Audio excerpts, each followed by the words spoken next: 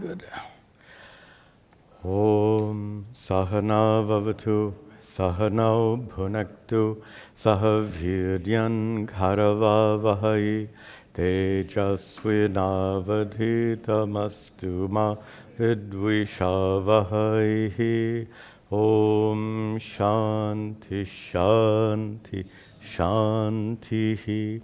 Chaitanyam sarvagam sarvam sarvabhutaguhashayam yat sarva vishayatitam tasmai sarvavide namaha. Very good. Nice to see you all this morning. And of course, welcome to our many students watching online, watching regularly. I'm quite impressed by the number of online students watching this each week. We continue today with a new chapter. We finished the prior chapter, chapter 10, which we saw had nididhyasana as the primary subject matter. In this next chapter, we're going to find a kind of a general inquiry based on all three of our foundations for Vedanta, Shruti, Yukti, and Anubhava, and I'll be pointing that out as we go along. We require all three: Shruti, the scriptural revelation; Yukti, reasoning; and Anubhava, personal experience. And as you've heard me say many times, if any teaching is not consistent with all three, Shruti, Yukti, and Anubhava, if it's contrary to what's taught in Scripture, or if it's illogical, or if it can't be confirmed by your personal experience, if any of those are true, that teaching is rejected. Vedanta is very clear about that and very consistent in the application of that rule. And we'll get that sense as we see this chapter today. The title of the chapter, Ikshitratva. Wait, that's a mouthful. Iksh is the Sanskrit root to see. Ikshitra means the one who sees, seer. Ikshitratva is the state of being a seer. Of course, seeing here is a metaphor for consciousness. So the state of being a conscious observer, the state of being the witness of the activities of your mind. And this chapter doesn't very narrowly deal with that topic, but it comes up as the first word of the first verse. I think that's kind of, I don't mean, I'm not being critical of Sri Shankara.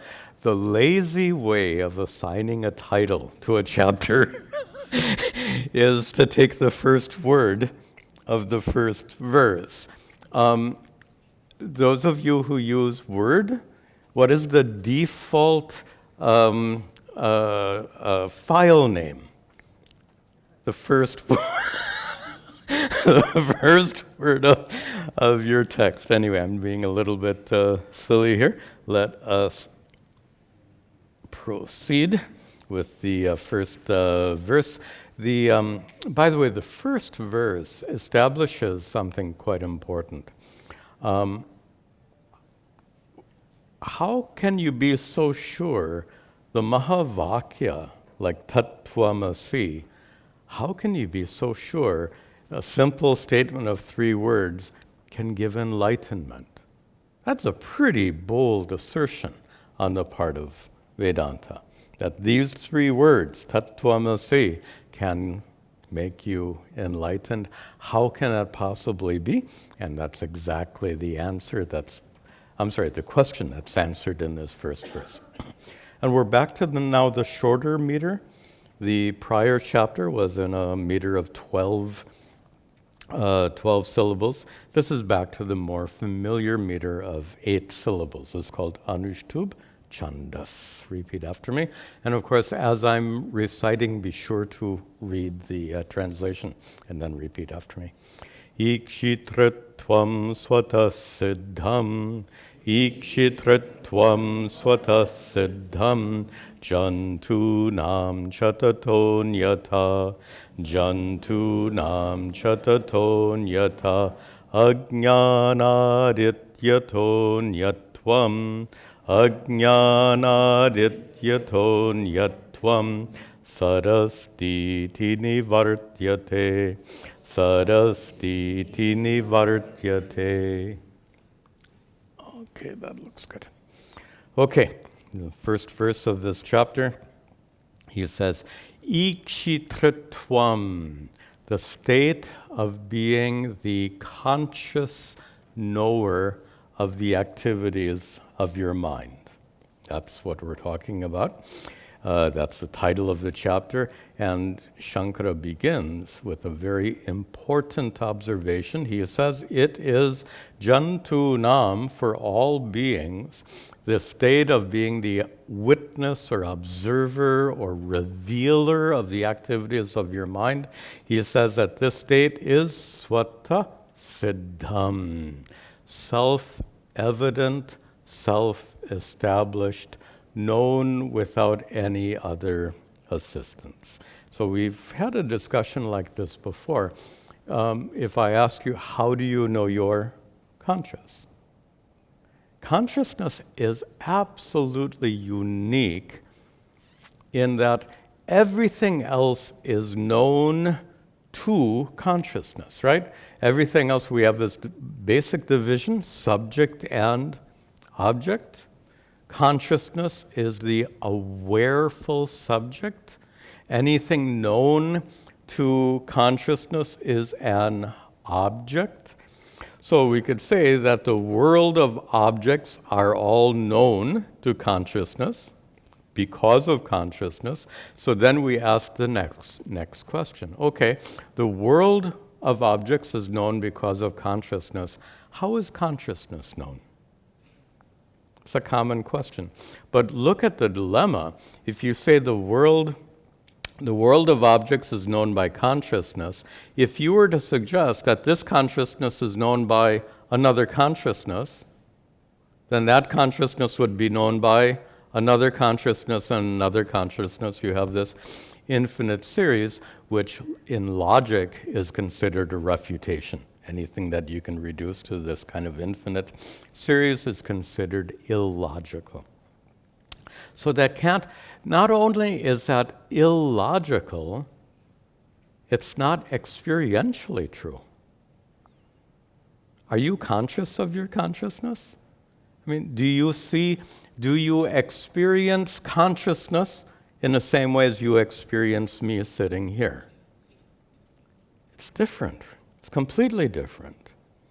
So consciousness is a fundamental reality that makes everything else known to you, and the presence of consciousness is known to you how?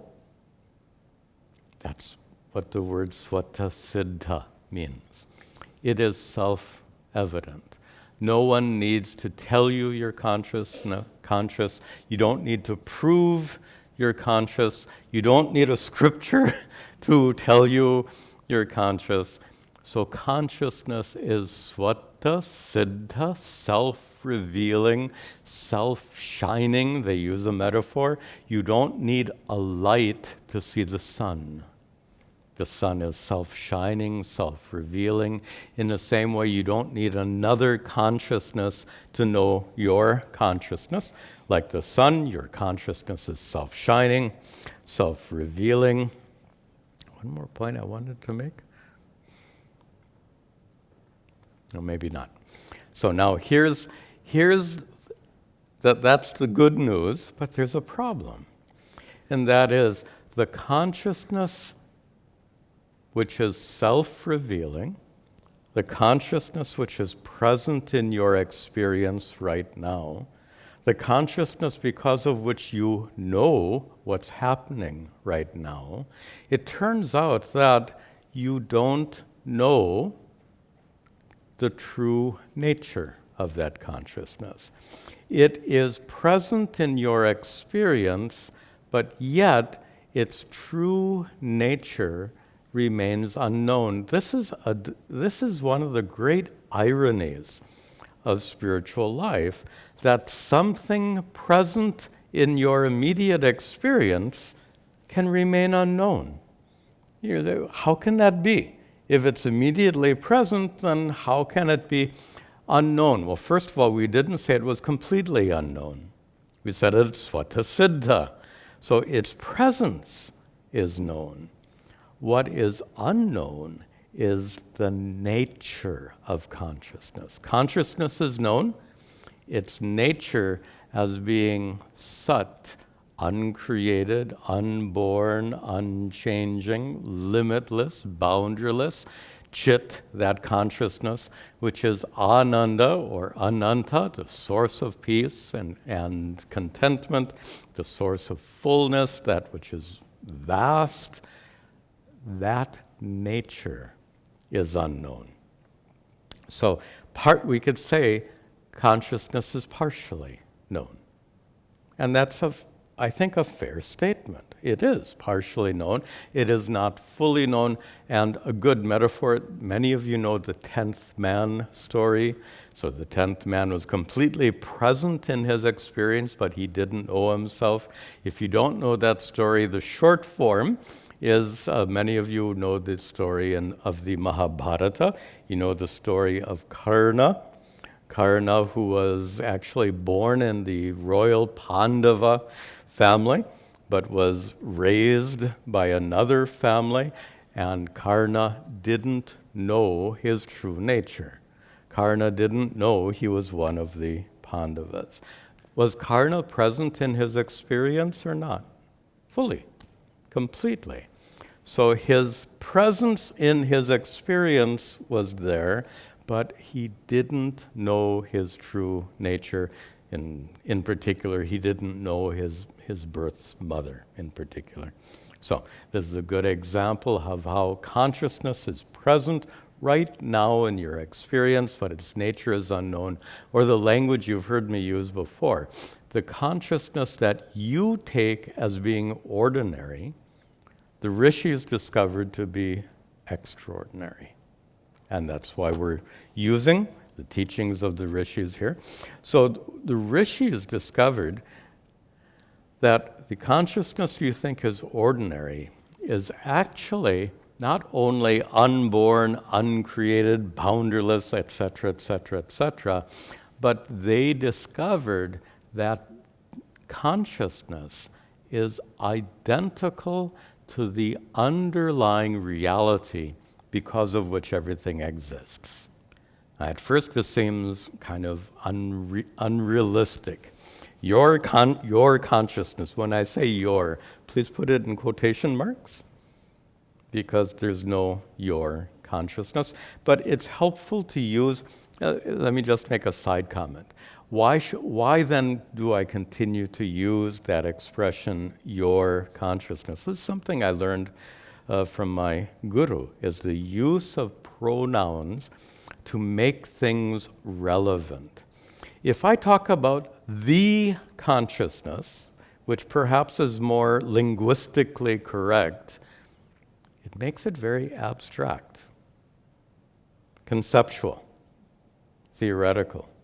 But we're not talking about something abstract. We're talking about that which is present in your experience right now, that because of which you're able to have experience. So to turn it into something abstract by calling it the is not very helpful. So I deliberately used the term your consciousness, even though that expression is faulty. I admit it.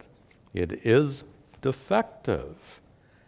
It's defective, why? Because you don't own it. There is one all-pervasive consciousness manifest in all living beings, as you know very well. So truly speaking, it is not yours in any sense, but that pronoun is important for the reason I just said. It prevents this from being abstract or conceptual. So I'll continue to use the term your consciousness, so you get these teachings in a more personal and experiential way. But when I use that word your, you can mentally put it in quotation marks for the reasons we've just said. So what you think is your consciousness, the rishis discovered to be identical to Brahman, the underlying reality because of which everything exists. And if you ask, how can that possibly be? That's a good question. And that's what all the teachings of Vedanta are meant to help you understand. And that's what this verse also talks about. This verse says, by the way, sentences don't fall on the boundaries of the line. So these lines here are arranged in groups of 8 syllables. When 8 syllables are over, a sentence may or may not be over.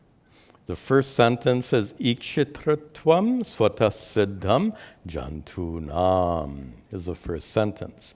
For all beings, jantunam, consciousness is swata siddham, self-established.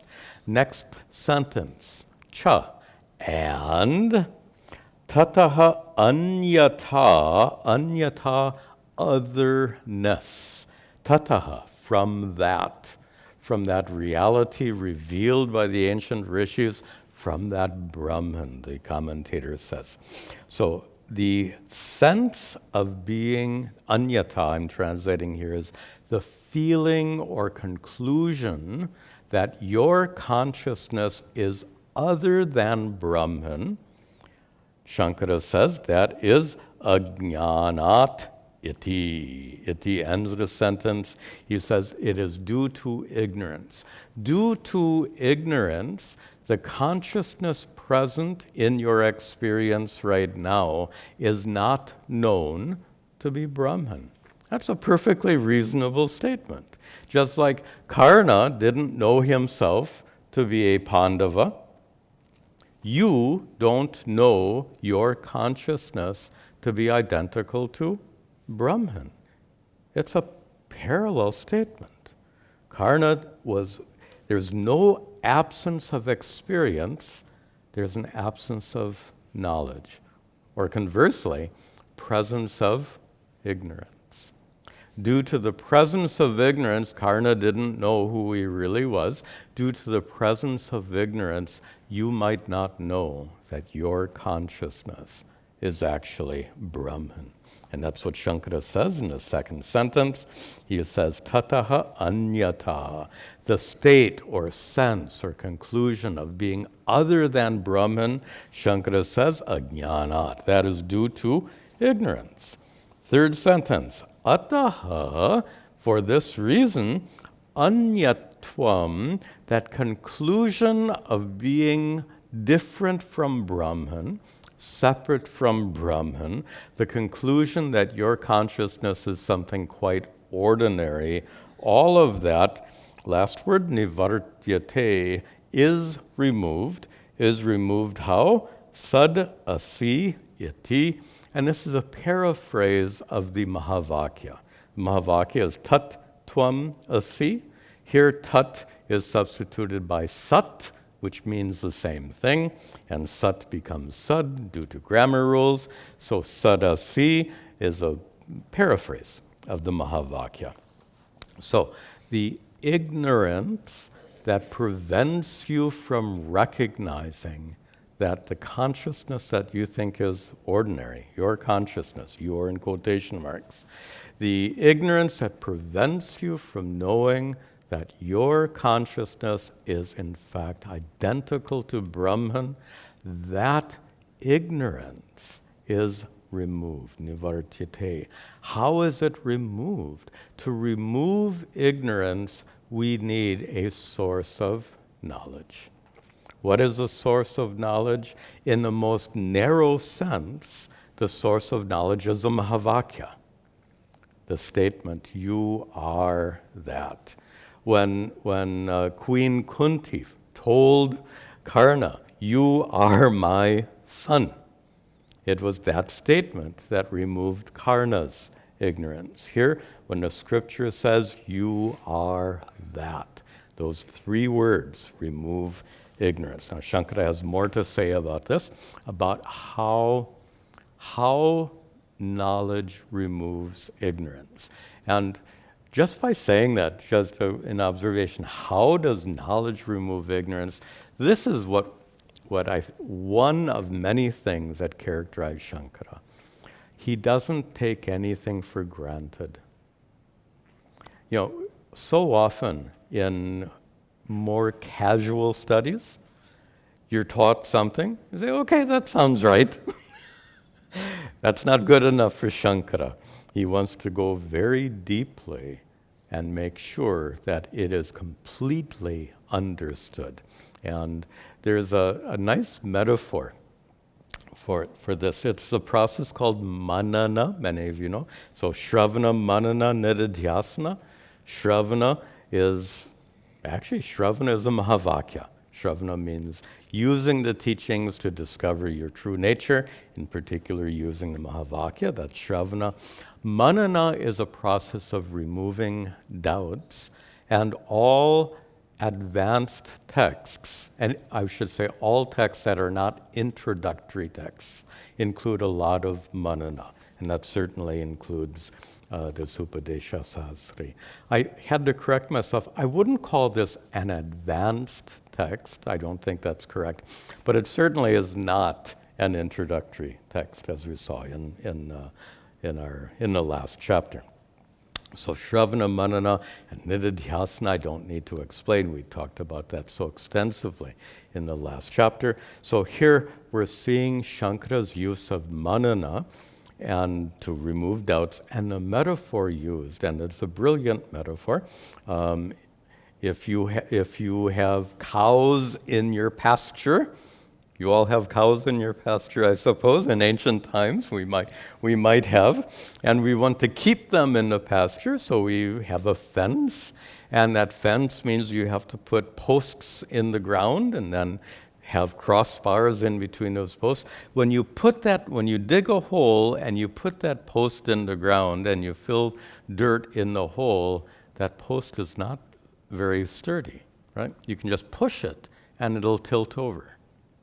So what do? Well, you actually wiggle it around, then return it to an upright position, and then jam more dirt in.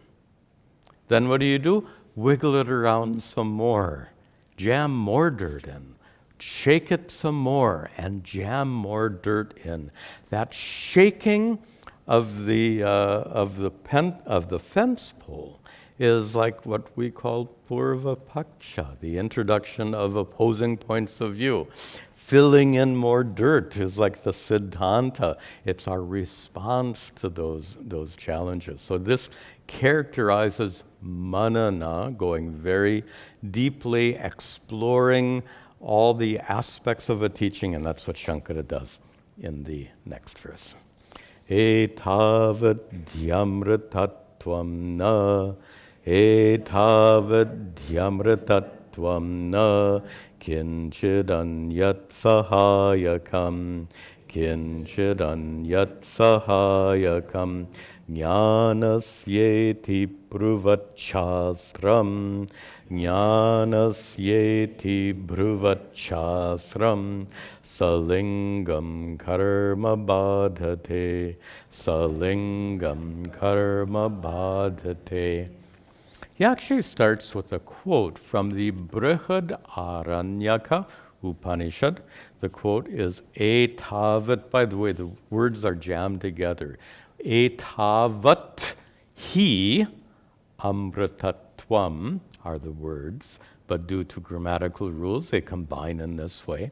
Etavat, this much, hi, indeed, amritatvam is adequate for enlightenment. Amritatvam, immortality, but that word amritatvam, immortality, used in the Vedic scriptures, like Brihadaranyaka Upanishad, that was a word used for enlightenment, for moksha, for liberation. So, Amritatvam, enlightenment, liberation, is etavat hi, is due to this alone. And if you look at the passage in the Upanishad, it's referring to knowledge. Etavat is a pronoun. It refers to knowledge and knowledge alone.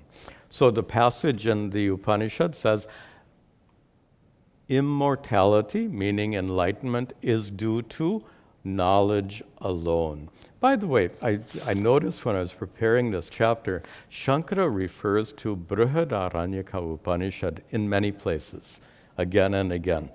In fact, even in prior chapters, he's made several references to this particular Upanishad. We have no way of knowing, but it's quite likely that Shankara was studying that Upanishad while he was composing this text. That would be a reasonable assumption. Why is that particular text so much on his mind?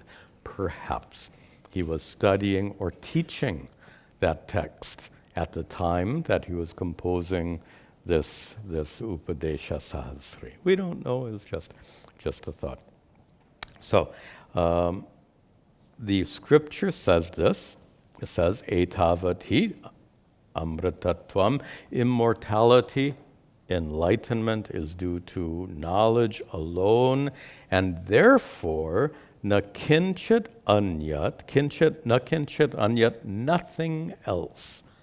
Sahayakam jnanasya. Notice the sentence ends there. So nothing else.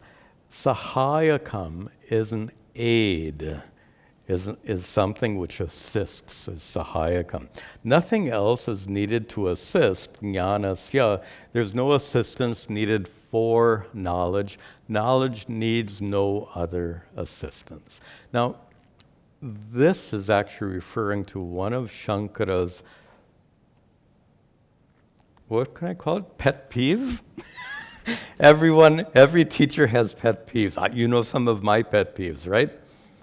If you write Om, A-U-M, watch out. For me, that is a pet peeve. Okay. One of Shankara's pet peeves was this doctrine, and we saw this, I think, in the very first chapter, second chapter of this text, and it was jnana karma samuchaya. Do you remember that topic? The combination of knowledge and karma here means rituals in this context. And remember, Shankara lived in a highly ritualistic time, a time where everyone performed rituals properly, and Shankara said, you don't need those rituals to get enlightenment. So here's the problem. I've never used this. Let's see if it works. This is a way to describe how this problem of jnana karma samuchaya arose. So how was it? So many people in Shankara's time were committed to this doctrine that says you cannot give up your rituals. If you give up your rituals, this knowledge will not work. So here's I'm just making this up. I can imagine that back in those days, everyone did rituals. So imagine someone is doing the rituals, and this person has a really good Vedanta teacher. This person is taught tattvamasi, and this person becomes enlightened. So, because this person got enlightened, and because this person was also doing rituals, it would be natural to conclude that he became enlightened because of knowledge plus rituals. He was doing rituals and he got enlightened. So therefore, knowledge plus rituals equals enlightenment, so to speak. And that is a false conclusion. We don't know if the rituals are really required. If you can demonstrate that it's possible to become enlightened without doing rituals, then that statement fails a principle of logic. In Western logic, it's known as Occam's razor. You include the bare minimum to prove something. And here's the metaphor. If you want to boil water, It's a whole story. Someone was boiling water at night when the moon was shining. And the conclusion was that fire, along with moonlight, makes water boil. Seems reasonable, right? The moon is shining. So therefore, fire plus moonlight makes water boil. But if you can demonstrate that you can make water boil in the absence of moonlight, then you've demonstrated that that conclusion violates the principle of Occam's razor. I think in the Sanskrit term, I think laghu hetutvam, I think, that your reasoning should be laghu. It should be the minimum reasoning. You don't add anything spurious like the moon. So this is my attempt to put this jnana karma sumuchaya in a kind of a more vivid context. Anyway, it was a huge issue in Shankara's time.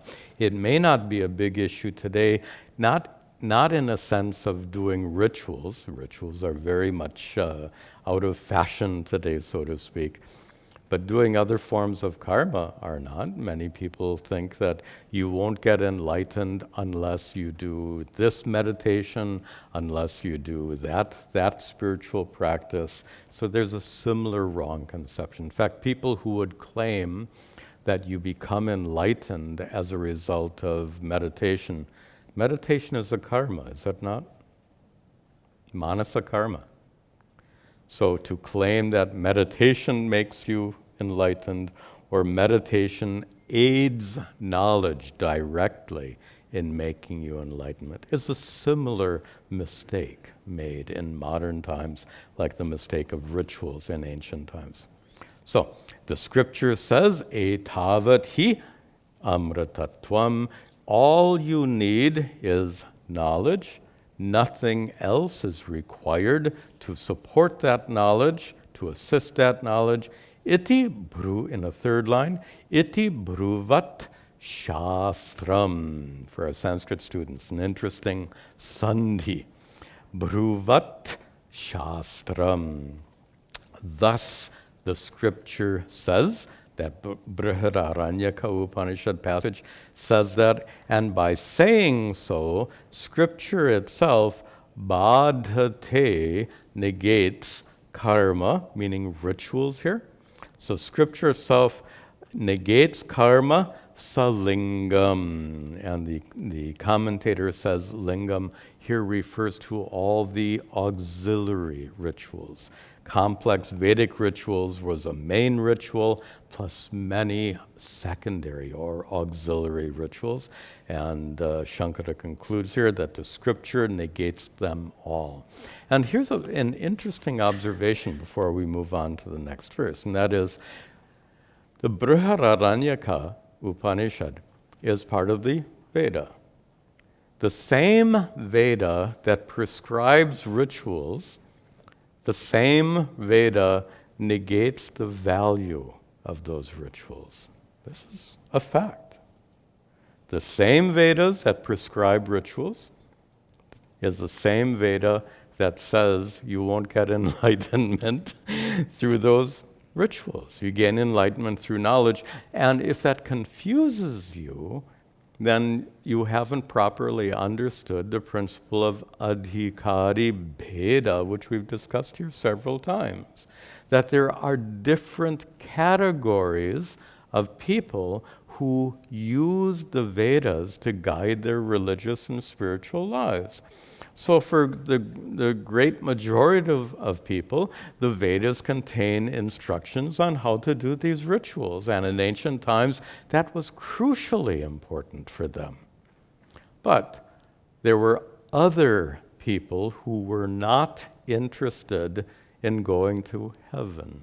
And that was the goal of those rituals, basically. The goal of those rituals was to ensure that you would reach heaven, but there were those who rejected that goal and instead sought enlightenment. They sought enlightenment through gaining this knowledge, and the scripture addresses them, that subset, that small group who also seek guidance from the Vedas.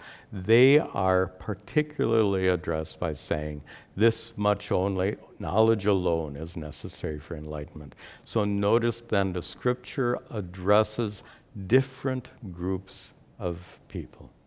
And one huge mistake is when we look at the Vedas without making this division. It's crucial to make this division. The Vedas were meant to guide everyone in that society. So those who seek heaven are addressed, and those who seek enlightenment are also addressed separately. That's the point. Okay, next. Sarvesham manaso vrittam, sarvesham manaso vrittam, avisheshena pashyatah, avisheshena pashyatah, tasya me nirvikarasya, tasya me nirvikarasya, visheshasyad katanchana, visheshasyad katanchana. Interesting to associate these two verses. The prior verse was based on Shruti, right? Scripture. He gave the passage from Brihadaranyaka Upanishad. Knowledge alone is the means for knowledge. That's Shruti. And Shankara is very deft in his teaching. So after this verse on Shruti, we have the next verse, which includes both Yukti and Anubhava. In the span of 2 verses, we have Shruti, Yukti, and Anubhava. Anubhava comes first. And Shankara here speaks in the first person very dramatically, like he did in the prior chapter. He spoke to us in the first person. Here, Shankara again is speaking to us in the first person to demonstrate his Anubhava, his experience, which we call vidvat Anubhava, the experience of an enlightened person. Shankara says, Sarvesham, for all people, manasaha vrittam, vrittam activities. So like vritti. The vrittam, the activity, manasaha, of the minds of all people, the activities of every mind are pashyataha. For me, they are being seen. They are witnessed by me. Let's make sure the statement is clear. Shankara is saying, I am the witness of the thoughts in the minds of all beings. I'm paraphrasing that sentence. Shankara says, I. Not referring to body, mind, referring to his true self. He says, I am the witness. Pashyataha, for me, the observer. He says, I am the witness of the vrittam, of the activities, of sarvesham manasaha, of the minds of all. Why and how? Avisheshena. Because I have no attributes. Now, he's making a very interesting observation here. In fact, we haven't quite seen it in this sense. So we've seen this topic in different ways. Let's see it now in a different, as Shankara is teaching it here. He's saying that because my consciousness has no attributes, therefore I am the consciousness who knows what's happening in all minds. What exactly does it mean by that? Here's a way we haven't really explored before. All attributes. Attributes means qualities like the roundness of the pot, the color of the pot, the shape of the pot, etc., etc. All of these attributes. So all attributes exist in time and space. We use some modern language, but it's also used in Vedanta. All attributes exist in time and space. Shankara is saying here that he's free from all attributes that exist in time and space. In space exist attributes like dimension, size, position. So, Shankara says consciousness being attributeless, that's very abstract. Let's make it more concrete. Spatially attributeless means what? Having no location, having no dimension. That starts to get a little bit clearer. So, attributeless can be very vague. Here, spatially attributeless, having no position, having no size, no dimensions. How about time-wise attributeless, which means not existing in time? Here's something you may not have thought about. One way of understanding time is a measure of change. Time, just think about this for a moment. Time is a measure of change, and let me demonstrate. What is the difference between this pot and this pot?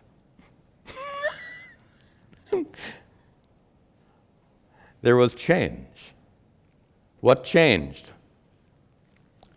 Your mind. Correct?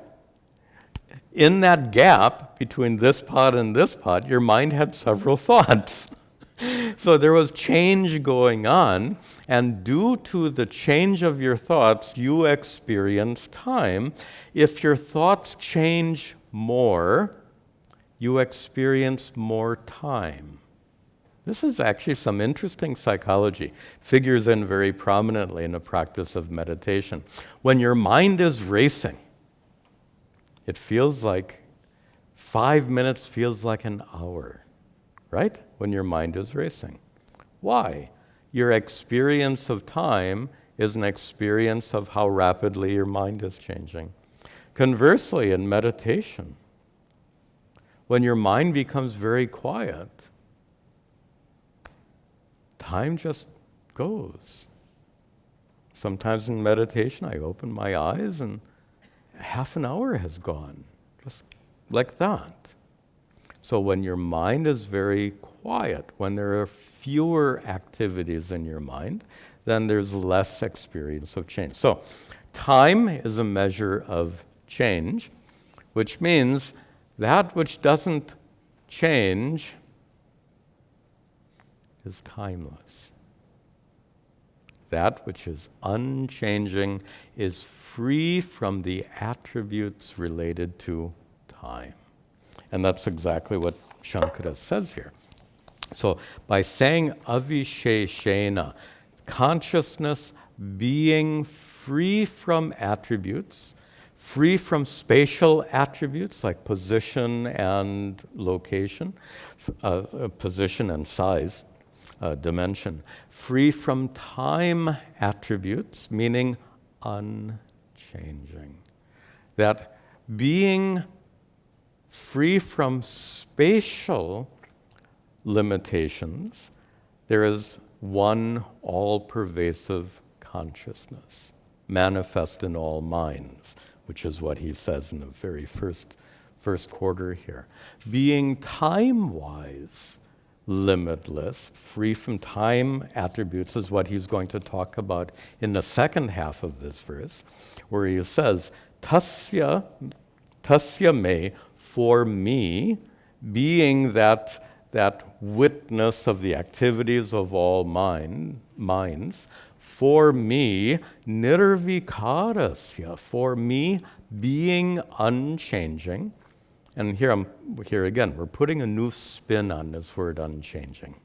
Unchanging means free from time-related attributes. Free from time, beyond time, outside of time, so to speak. So he says, for me, the one who is unchanging, visheshaha syat katanchana. Katanchana syat, how could there be any visheshaha, how could there be any attributes for me, the unchanging one? So the changing attributes related to time cannot exist. I know it's a little bit abstract. Let me give you a very concrete example. Here, attributes belong to the pot. And this pot can certainly undergo change, both in space and time. So time I have already demonstrated. The difference between this pot and this pot is the pot changing in time. Of course, if you could take a time-lapse photograph of this pot over a period of thousands of years, you'd actually watch it crumble into dust. It is changing. And from a scientific standpoint, all the molecules in this pot are actually wiggling around. They're not static. So there is change going on in this pot, even though we can't see it. Other changes we can see. If we paint this pot yellow or blue, it changes color.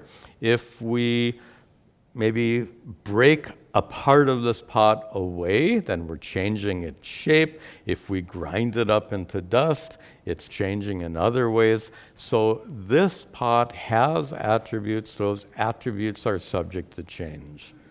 Clay is not. It's so simple. The attributes belong to nama rupa, name and form.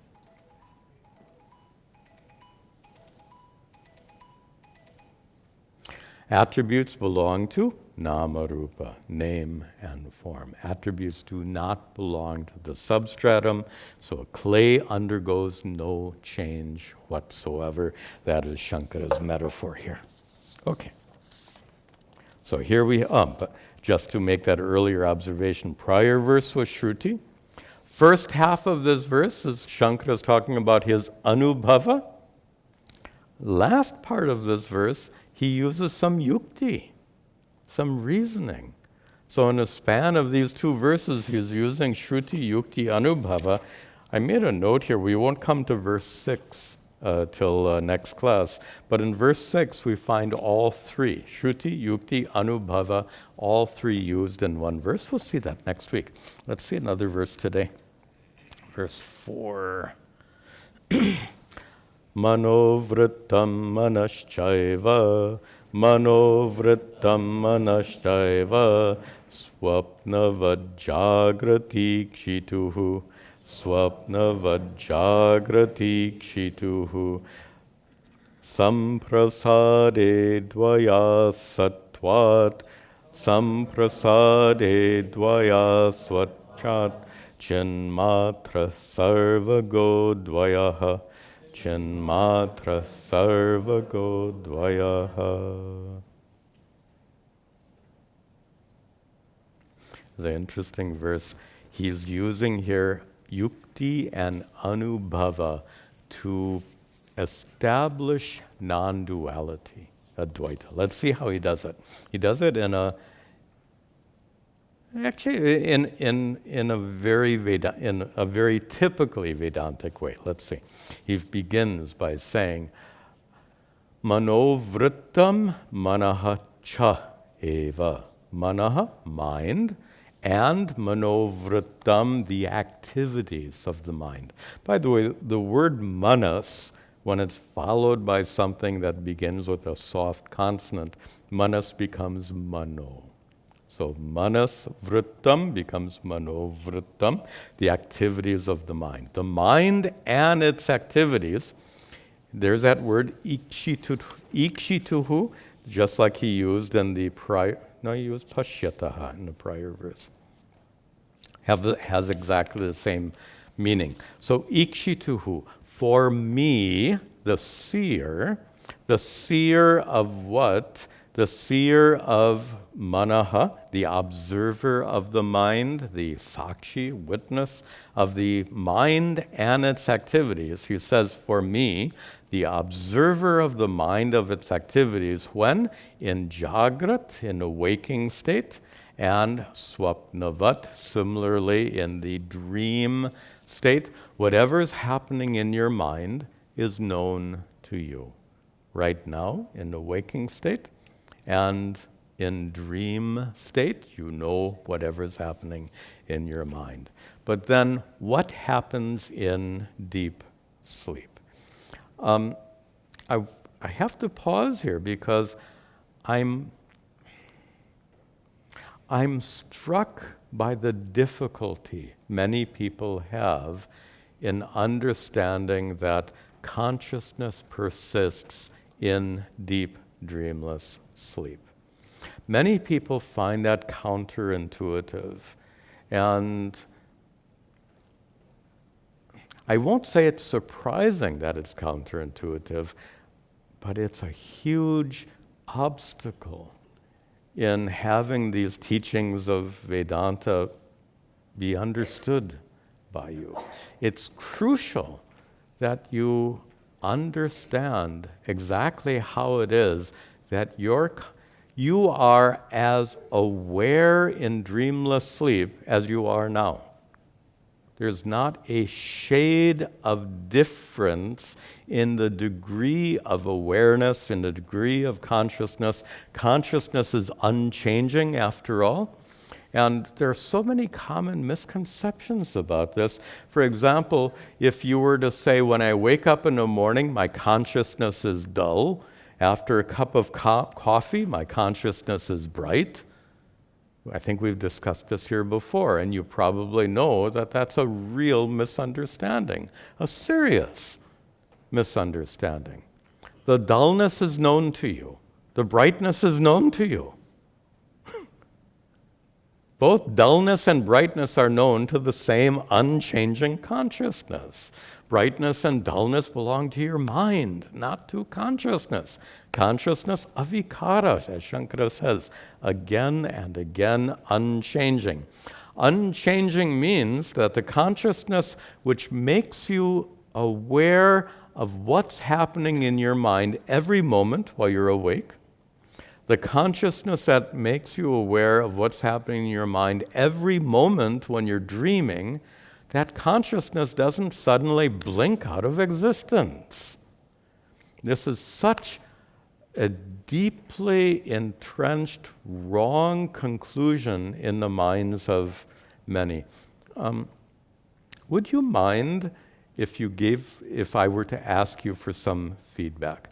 How many of you struggle with this teaching that your consciousness remains fully present in deep sleep? How many of you find this teaching difficult? Just would like to know. Okay? Okay, so that's exactly my point. Some of you do. Many of you don't, and that's wonderful, but some of you do.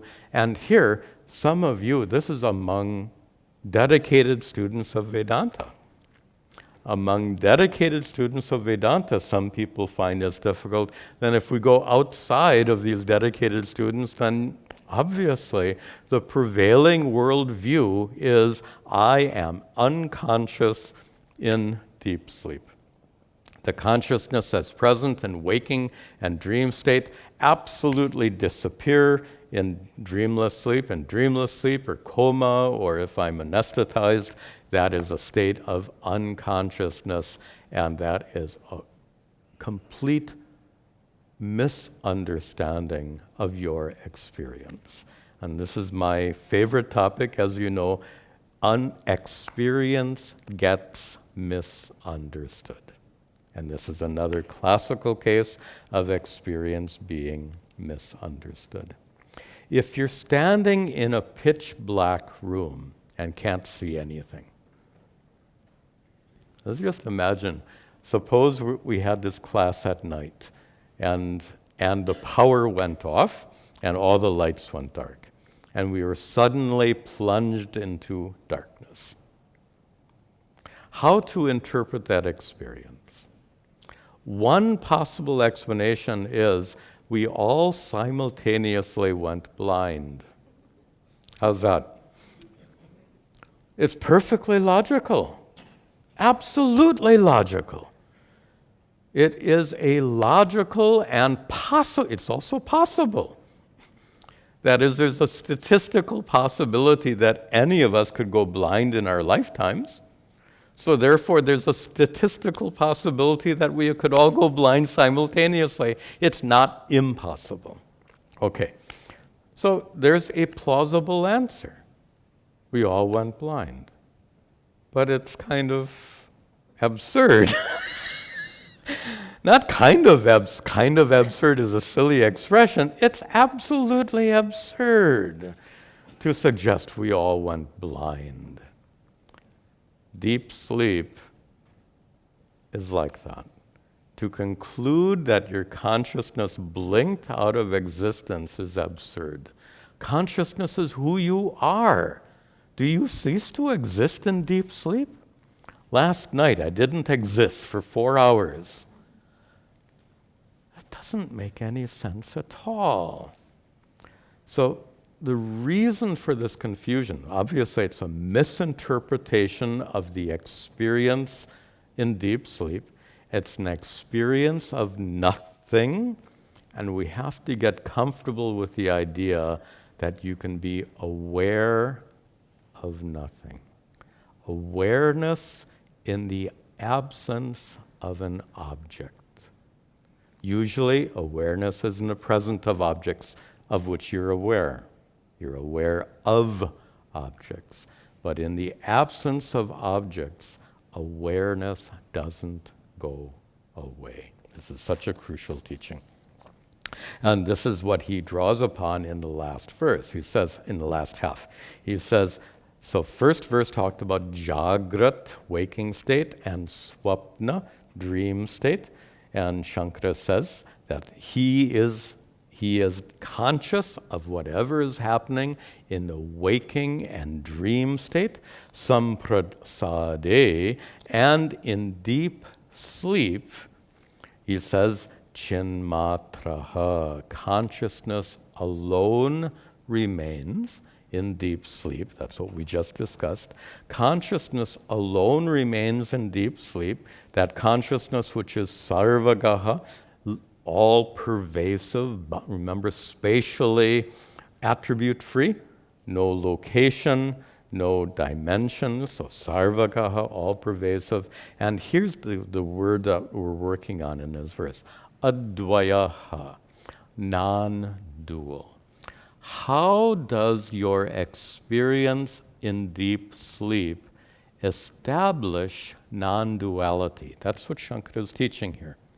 That your experience in deep sleep establishes non-duality, and he says in the second line that third line, samprasade, in deep sleep. By the way, samprasada is a technical term for deep sleep. So, samprasade, in the state of deep sleep, dvaya asatvat, because of the absence of dvaya, duality. Because of the absence of duality in deep sleep, non-duality is established. He says, chinmatraha advayaha, that consciousness is shown to be non-dual due to the absence of duality in deep sleep. And let me explain why Shankara concludes this.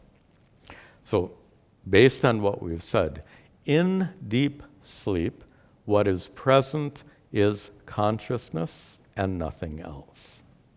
Consciousness is how many? One, without a second. Advaita. So one consciousness is present in deep sleep, nothing else. Suppose there were such a thing as duality, which means, By the way, this is really the next verse, so I can't, we're at the end of our class, so we'll see a lot more of this in the next verse. Let's finish this verse, however. So,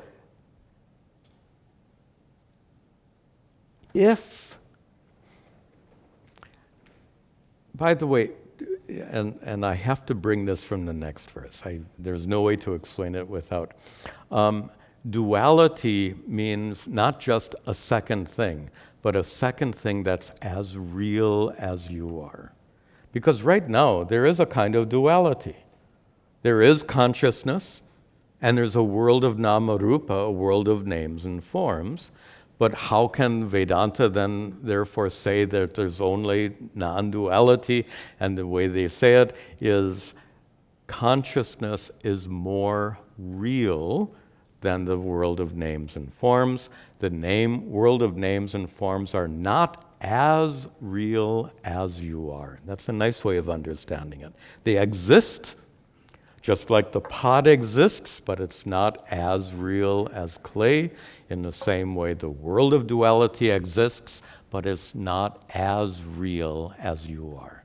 Now, to finish this verse, suppose there were something out there as real as you are. Imagine. In addition to you, there's something else. Ooh, what would that be? I have no idea, but look at this. In deep sleep, if it's as real as you are, you should be aware of it in deep sleep. If there were a second thing that were as real as you are, when you fall into deep sleep, your body and mind go away. They're not as real as you. The world goes away. It's not as real as you. But this imaginary thing that could be as real as you would not go away in deep sleep. Therefore, in deep sleep, you should be able to be aware of it. It's a second thing, as real as you are. Therefore, in deep sleep, you would be aware of that second thing. The fact is, of course, you're not aware of anything else in deep sleep. This is Shankara's proof. Yukti plus anubhava. The methodology of Vedanta is so brilliant. Here, Shankara uses both reasoning combined with your experience of deep sleep to demonstrate there is no duality. If there were another thing as real as you would experience it in deep sleep. In deep sleep, there is only you, and this establishes non-duality. Okay, this particular teaching will be continued in the next verse. We'll see that next week. Om sarve bhavantu sukhinah, sarve santu niramayaha, sarve bhadrani pashyantu, ma kaschid dukkha bhag bhavet, asato ma sadgamaya, tamaso ma jyotirgamaya, mrityor ma amritangamaya. Om shanti shanti shanti. Om tat sat.